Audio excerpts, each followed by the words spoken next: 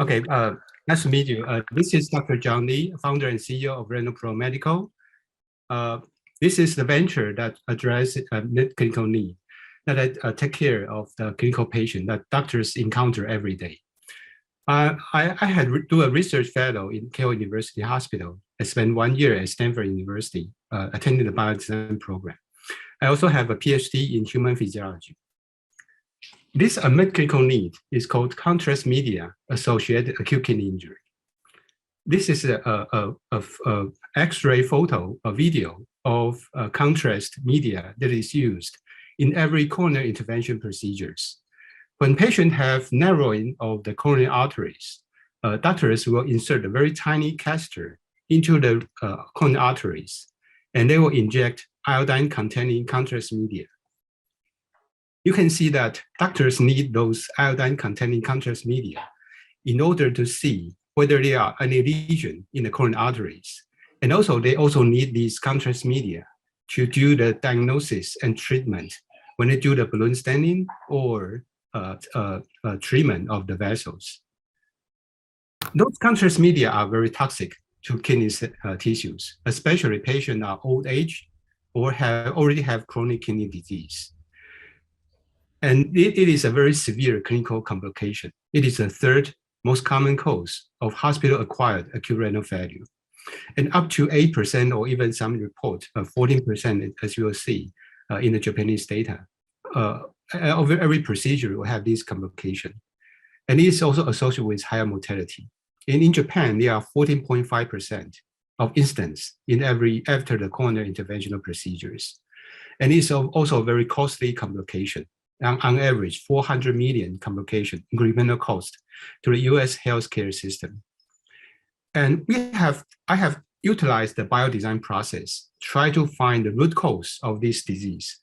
Actually, in many clinical studies or cell line studies, the higher concentration, the higher toxicity. So I performed this proof of concept rodent study. The above panel is the traditional physician use, bolus of contrast injection. There are tidal waves of very high concentration of contrast media. In the same period of time, in the same total amount of contrast media, I use a micro pump so that I use a very low dose concentration administration.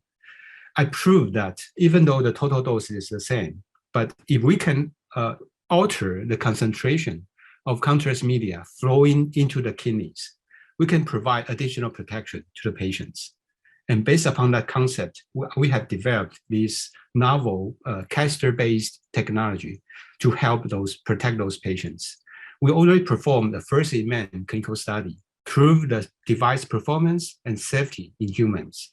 The left is the contrast media flowing in the aorta and renal arteries, and the right side is our catheter-based solution. It is basically a temporary stent on a stick. With the deployment of this stent with a 360-degree membrane, we can provide a protection to the kidneys. Those toxic chemical substance of contrast media will not flow directly into the renal arteries. You can see there is no flow into the renal arteries and protect. Those contrast media will be circulated in the patient's systemic circulation and will be hundreds-fold dilution when it flow into the kidneys.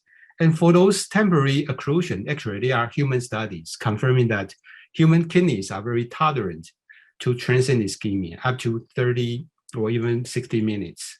And there are, our technology actually was selected as one of the innovation technology in Washington, DC annual conference. And our advisor, before he presented our case, actually answered. The kidneys can tolerate 60 to 90 minutes of ischemic time without really having an adverse consequence. So we can know. The kidneys can tolerate 60 to 90 minutes of ischemic time without really having an adverse consequence. The kidneys can tolerate. And there are other devices try to address this unmet clinical need. There is a company called RenalGuard. It uses a pump to heavily infuse normal saline intravenously to dilute the contrast media. But it takes 30 minutes of preparation. It's a capital equipment. It's very difficult to use clinically. And the other company, Osprey, it actually is an inline pressure reservoir. Try to reduce the total amount of contrast media injected to the patient's body. but in clinical studies, their device does not reduce the incidence of CIAKI. And worldwide, we believe there is a 1.4 billion total addressable market for this device to address the contrast-associated acute kidney injury, not only in diagnostic and percutaneous coronary intervention, but also in other procedures like TAVR or cardiac surgery. We already submitted to PMDA in January this year, and we expected to get approval by around the end of this year or early next year. And we have obtained US 510K approval as a general occlusion device, and we'll already have 2 sessions of IDE pre-submission discussion with FDA.